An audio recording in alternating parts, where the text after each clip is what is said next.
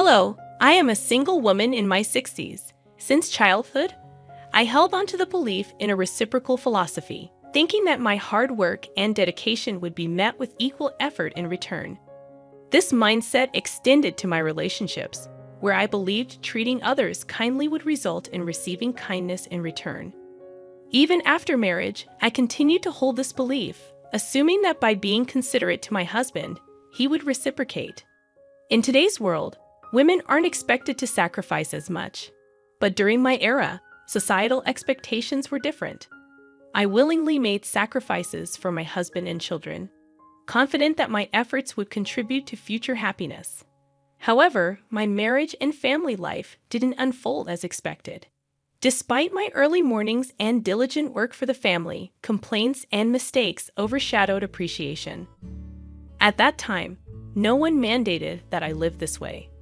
I was an ordinary person who married a coworker 4 years my senior due to societal expectations. Despite the societal norms for married women to quit their jobs, I became a full-time housewife after giving birth to my daughter. I had no regrets. I believed it was a natural course of action for family life. Though my life wasn't glamorous like TV dramas, it felt easy and stable. Around my daughter's 9th grade, tragedy struck when my mother passed away suddenly from a heart attack. While mourning her loss, I discovered my husband's affair. In the midst of my grief, he found joy elsewhere, becoming uncaring and eventually demanding a divorce. Despite my determination to avoid divorce, my husband's behavior became unbearable. Divorce wasn't as socially acceptable back then, and despite an irresponsible and unkind husband, I resisted the idea. Looking back, I realized my naivety, but more was at stake. My daughter, witnessing the turmoil, felt the impact. Despite my refusal to divorce, I found myself in a deeply miserable situation. During a heated argument about our impending divorce, my father unexpectedly visited.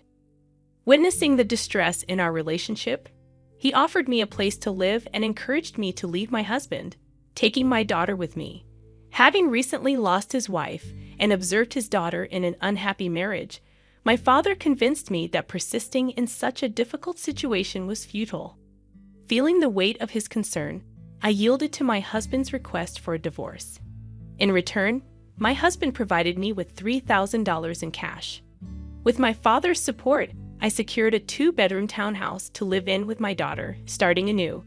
I anticipated the need to work hard to support my daughter, fearing judgment from society for being a divorced woman with a daughter. This concern was particularly heightened as my daughter entered adolescence. During this challenging period, my daughter expressed typical desires of her age, lamenting the perceived consequences of her parents' divorce. Despite the emotional hurt, I knew I couldn't dwell on them forever, determined to provide for my daughter. I embarked on the journey of seeking stable employment. However, being an older divorced woman with a child made securing a job challenging. Undeterred, I took on multiple part-time and nighttime jobs, even engaging in freelance work at home whenever possible. As time passed, my daughter advanced to her senior year of high school.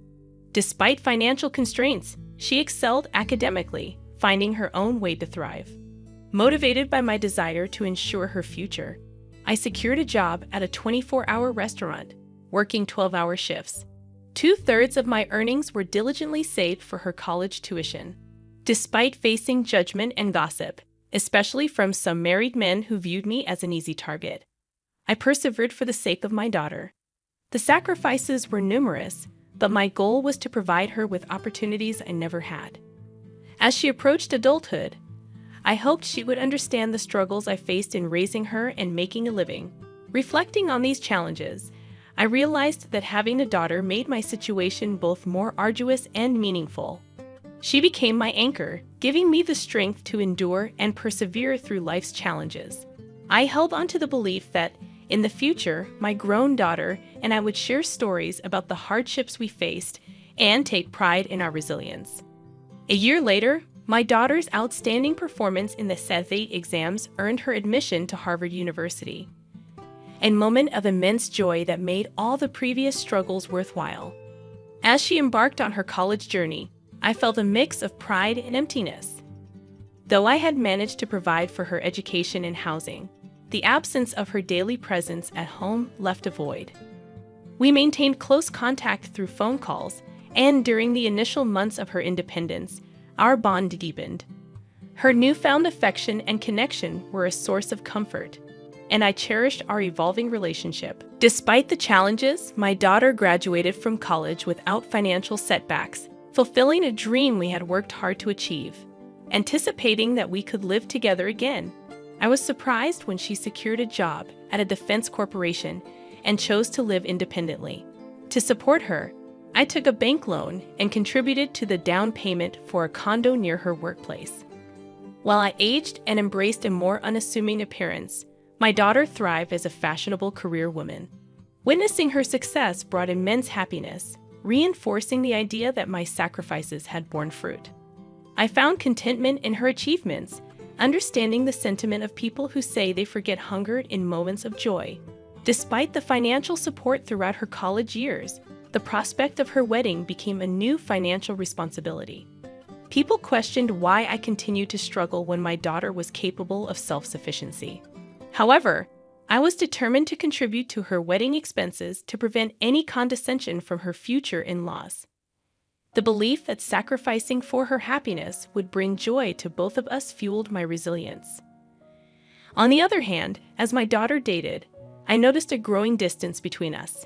Initially hurt, I recognized that her adult life and relationships rightfully took precedence. I patiently waited for her to mature and open up to me, understanding that priorities shift during this phase of life. However, on her 27th birthday, I looked forward to celebrating with her. Yet she made it clear that she had plans with someone named Michael and dismissed any preparations. While she may have intended to convey that I needn't go to any trouble, I couldn't help but feel hurt. It was her birthday, a day that held immense significance for me as the day she was born, and her apparent indifference stung deeply. It was challenging to comprehend why my daughter considered spending money on her birthday a waste, given the tight budget. Despite her intelligence, her understanding of her own mother seemed distant. Despite my hurt feelings, I understood she was my only daughter, and I wanted to see her briefly on her birthday, even if it meant taking a day off work. On that day, I meticulously paid attention to my appearance before going to her workplace. However, what awaited me was an unexpected and emotionally charged encounter in the company lobby. I saw my ex-husband with his mistress, individuals I never wished to see again. Doubting how he found out and came there, I frantically called my daughter, only to be abruptly hung up on as she claimed to be busy with a meeting. Feeling dumbfounded, I turned around, only to hear my daughter happily calling her dad and embracing him with a bright smile. Her boyfriend seemed familiar with my ex-husband and his wife, adding to my fury. In that moment, I felt betrayed, as if the whole world conspired against me. Drained of meaning, I hastily left the scene. Reflecting on that day, I felt the desire to confront my daughter and ex-husband, but an overwhelming urge to escape prevailed. Despite my inner turmoil, I couldn't muster the courage to call my daughter. Unexpectedly, my daughter showed up at home one day, announcing her decision to get married and handing me an invitation card. The surprise turned into shock when I saw the names on the card. Although she was my daughter, I felt an intense urge to throw her out of the house. I questioned how she, my own daughter, could present such an invitation. I confronted her, expressing my hurt at being treated like a guest at her wedding, emphasizing my role as her mother. In response, my daughter apologized, stating she felt she had no choice. Despite her desire to marry Michael, she faced scrutiny from his parents over every detail about her. The situation left me grappling with complex emotions, torn between hurt and the desire to understand my daughter's perspective on her life-changing decision. The revelation from my daughter about her concerns regarding my divorced past and the challenges of being a single mother struck me deeply. She explained that revealing this truth could jeopardize her chances of marrying her boyfriend, as her potential in-laws might disapprove. In the face of this revelation, I couldn't help but express my frustration, reminding her of the sacrifices and struggles I endured to raise her. work at a restaurant, and fund her education. My daughter's response. However, her response stunned me. She dismissed the past, stating that her father and his new partner, the woman who played a role in breaking our family, had already met with her future in-laws. In her perspective, the present was what mattered most, and she prioritized her desire for a comfortable life over the difficulties we faced before. Feeling hurt and regretful, I spoke harshly to her for the first time in my life, expressing my disappointment in her attitude. In turn, she suggested that if I wanted to drop her from my life, I should repay her for the money I spent raising her. This exchange led to a heated argument, and she left my house in anger, proclaiming that we were now strangers. Devastated by the turn of events, I questioned the purpose of saving money for her wedding and felt a deep sadness when I looked at the wedding invitation she had left behind, with a different name printed where mine should have been. 3 years later, I received news that my father, who had been living independently to avoid burdening me, had fallen ill. Sadly, I learned about his condition only after his passing. The realization of being a poor daughter to him hit me hard. A few months later, I inherited a small condo where he had lived, a bittersweet reminder of the family ties and struggles that shaped my life.